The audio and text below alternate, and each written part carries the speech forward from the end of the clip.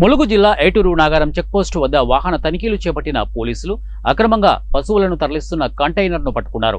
పట్టుబడిన కంటైనర్లోనూ పశువులను చెర్ల మండలం నుండి హైదరాబాద్ కబేలాలకు తరలిస్తున్నారని పోలీసుల విచారణలో వెల్లడైంది.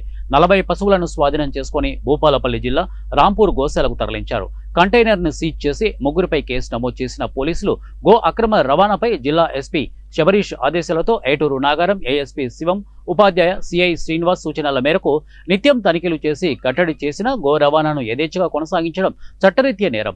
ఈ అక్రమ రవాణాలో ఎంతటి వారున్నా ఉపేక్షించేది లేదని ఏటూరు నాగారం ఎస్ఐ తాజుద్దీన్ గో అక్రమ దందాదారులకు హెచ్చరికలు జారీ చేశారు. శివం ఉపాధ్యాయ గారి సూచన మేరకు మా సిఐ శ్రీనివాస్ గారి సూచన మేరకు ఈరోజు ఉదయం సుమారు అందాజా 2 ప్రాంతంలో వాహనాలు తనిఖీ చేస్తుండగా అనుమానాస్పదంగా ఒక కంటైనర్లో పశువులతో నిండి ఉన్న కంటైనర్ కంటపడింది. దాన్ని తనిఖీ చేయగా 40 పశువులు ఉన్నాయి.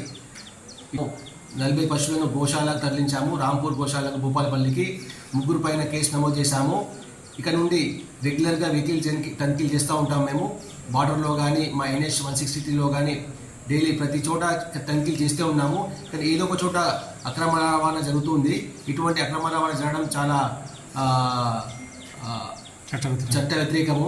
దయచేసి గో అక్రమదారులు దయచేసి ఈ రోజు నుంచి కానీ మానుకోండి. కఠినంగా